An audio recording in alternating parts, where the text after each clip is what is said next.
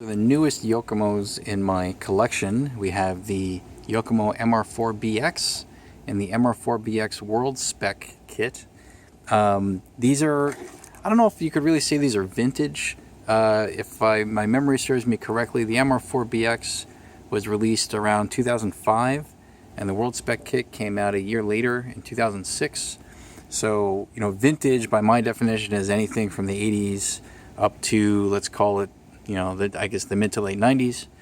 This is a little past that. But they're very interesting chassis, and I had an opportunity to bid on some auctions for these, and I figured they'd be just really nice additions to my Yokomo collection. So I want to share this with you guys and talk a little bit about the differences between these two. Because when someone says they have an MR4BX, they could be referring to the original kit, and the World Spec kit is very different. Although it does share some things, but there are some details that make it quite different. So before we get to the World Spec kit, let's go over the original kit. And if you want a really detailed description of what the build is like for this, go to oopal.com and look at Oopal's review of the MR4BX. He did a really nice job writing up his experience with that car. So I'll just go over a few things here. First is, oddly enough, the steering rack. Why do I want to talk about the steering rack? Well, when you build a steering rack, you have both the left and right pieces here that have these three holes. But on the left side, you have to cut out the inside hole. And the reason for that apparently is to have clearance to the belt here, the center belt that goes to the front diff. Now, the reason I kind of discovered this, partly because it was written up in Oopal, but also because when I bought this from the original owner, he had these flipped around. So this part was over here, and this part was over here. And I was like, well, why did he cut out a piece and have that on the outside? It looks like he made a mistake. But as it turns out, even if you have this original piece here on this side, and you go full lock on the steering, it does not interfere with the belt. So not entirely clear to me why Yokomo in the actual instruction manual does ask you to cut this out. Doesn't look like you need to. But nonetheless, that is a feature of the MR4BX, whereas for the World Spec kit, they get rid of that entirely, and you have a more conventional, let's say modern bell crank style, where the ball stud mounts in and out, so you can put spacers in here to change your Ackerman. You don't have that option here on the original kit. Okay, so that's one difference. The other difference is the way the inner camber links are mounted. So on the MR4BX, it's for the rear end of the chassis. You have a plate here where the ball studs mount up, and you have, it looks like, 3 holes along the same line, so inside, middle, outside, and you just change the height of the ball stud or the position to change your camber gain or your roll center. Okay, fair enough.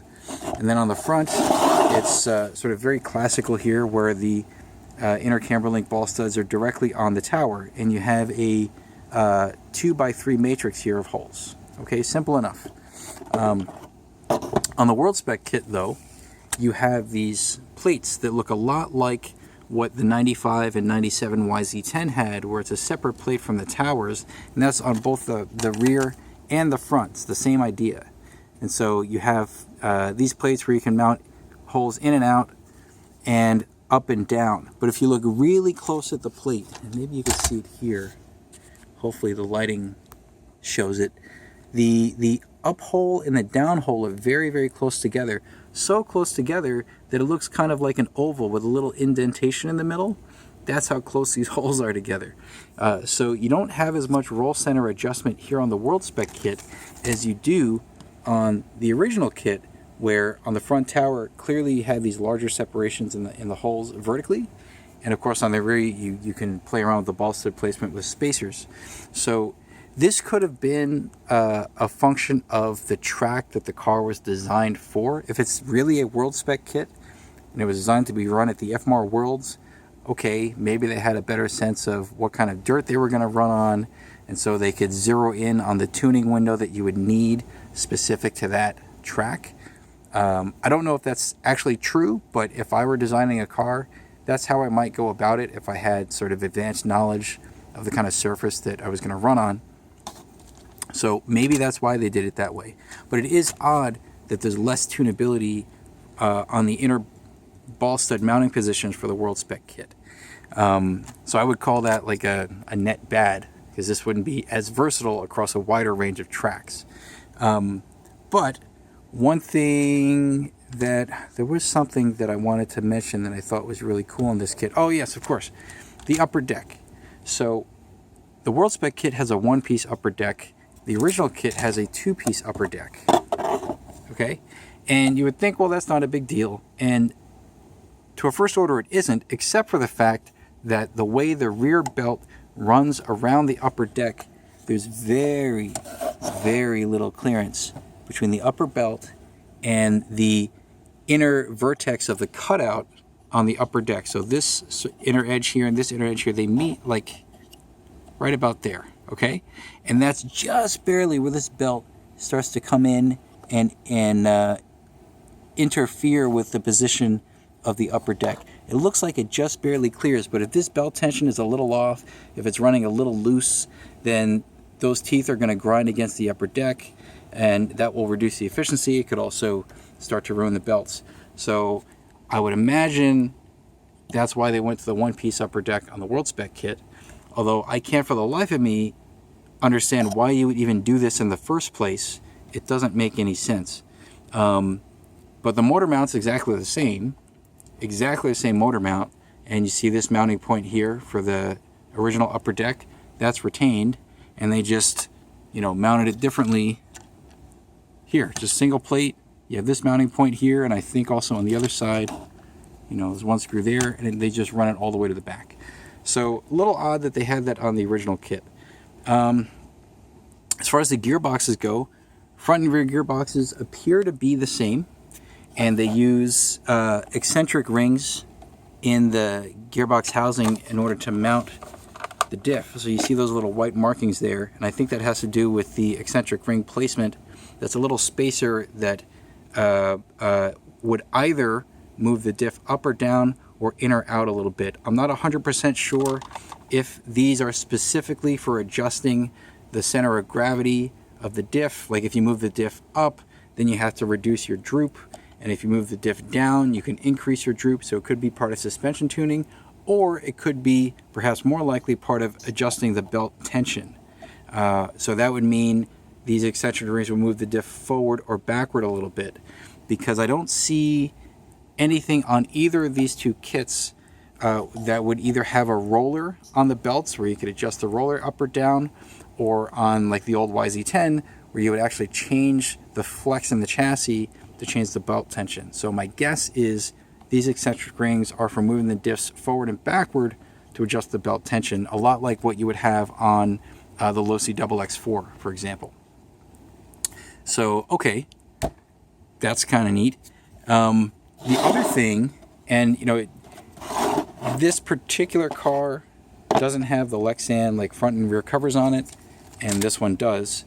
So I'm assuming that those covers are about the same, although it is interesting to me that on the World Spec kit here, you have this kind of belt cover that's a Lexan piece, and then there's a foam insert on the inside that's really, that whole unit together is supposed to keep dirt and dust from getting in. But as you roll it forward and backward, you hear that? That's the sound of the belt grinding against the foam. So I understand why they would do this, but also it would add friction to the drivetrain. So if you really are going to put this together correctly, you probably have to play around with cutting some of that foam out to make sure that it doesn't interfere with the belts. I assume when the original owner of this put it together, they didn't do that. They just put it in there and just accepted, you know, whatever the stock build would look like, because this has never been run. Okay, so all right, that's another feature. Another difference, let's say, between them are the towers themselves. You can see the rear towers are flatter on the original kit, and the hole positions are also at a flatter angle compared to the rear tower on the World Spec kit, which is more of a Y shape, and the holes run at more of an angle like this. Same thing for the front towers. You see these, you have 3 holes here that have a somewhat flatter angle than on the World Spec kit, where it's more like this. Okay, and again, this could have to do with how they wanted to tune the suspension geometry for the Worlds in 2006. It's just a guess, but very different towers, very different upper deck, very different steering rack. I mean, parts of it are the same, but actually, you know what? I don't think there's a single part of it that is the same. This brace, the drag link, everything about the steering rack is different between the original MR4BX and the World Spec kit. The chassis, the bottom chassis plate, looks like it's the same, except when you flip it over, you see it's actually quite different, because the bottom chassis here is a one-piece unit on the World Spec kit. Specifically, I'm referring to the rear end here. Okay, it's all one piece, as you might expect. But on the original kit, you actually have 2 plates here. Let's see if we can get some better lighting. Man, I always have trouble with lighting when I'm making these videos. I'm sorry. But here, you see there's your main chassis plate here, and then another plate back here that the rear gearbox mounts onto. And I don't know why they did that. And that plate comes forward and it mounts on to the chassis this way, so you have like a couple of holes here, and then the inner hinge pin mounts onto that plate as well. So basically, what's that going to do? Well, number one, it's going to lift the rear gearbox, which, as it turns out, also ends up lifting the inner hinge pins, which will drop the rear ride height. If they did that by design, okay, but then why wouldn't they also do it for the front? The front bulkhead is exactly the same between the World Spec kit and the original kit, so not sure why they did that for the rear and not the front, but I do like the fact that the inner components are all aluminum. The gearbox, the bulkhead, everything, front and rear, the inner hinge pin, you know, the hinge pin mount here for the rear and for the front, all aluminum, very little plastic on this car. The only plastic stuff you see are the suspension arms, the ball cups, the shock ends, the shock caps, wing mounts, you know, the little things. And steering rack in this case, although on this one the steering rack is all metal and carbon fiber. So it looks like they really wanted this kit to have as little plastic as possible and to be a very sort of high-end kit. Now what's interesting, I keep saying what is interesting, but there's a lot of interesting stuff about this. Let's compare it to something like the Schumacher Cat 3000, which was released around the same time. I don't remember the exact year, but it's around the same time. And the layouts are similar, right? You have a dual belt, front and rear belt setup. The motor is biased forward, so you have your saddle pack in the rear, motor up front. Same thing here, saddle pack in the rear, motor in front of the saddle pack. Although there's a slight difference here with the Cat 3000, the spur gear is in front of the motor, and on the Yokomo, the spur gear is behind the motor. But generally speaking, similar design, okay? And the Schumacher uses more plastic parts.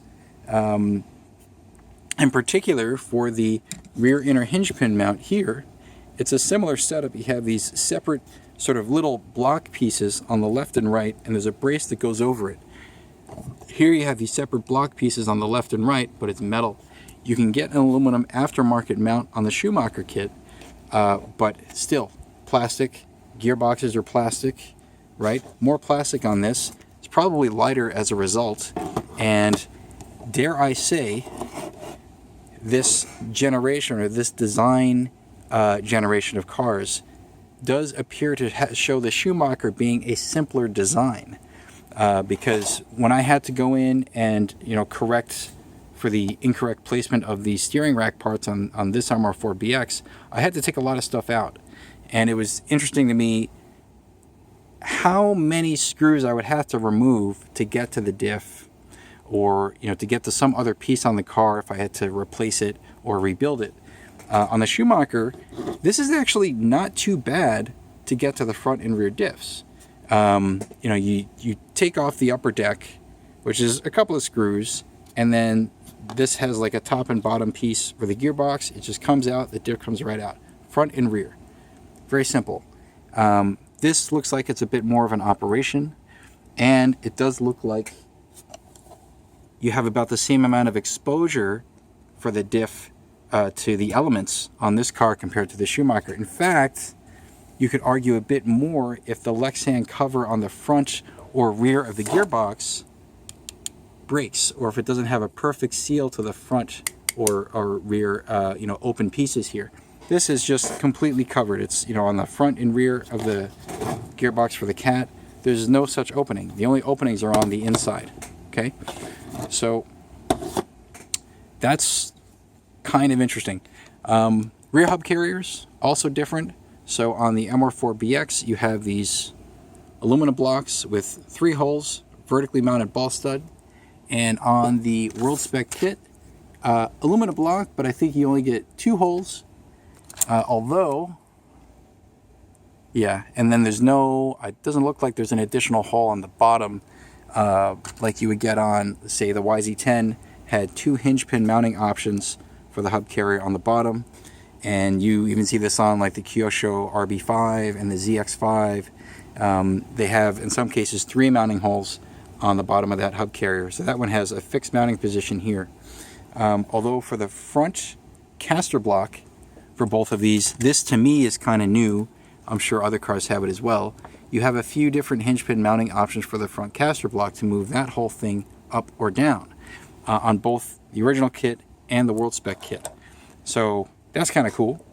I'm sure there are other kind of minute differences, but the key thing I wanted to show you is that there are 2 versions of the MR4BX, at least 2, and the World Spec kit does have some really identifiable features about it that make it a different car. So I just wanted to show you that. And I hope I didn't butcher this comparison too much to people who understand the car better, because these are kind of new to me. But anyway, as always, I like to share new stuff that I get with you guys. So here you go. And thanks for watching.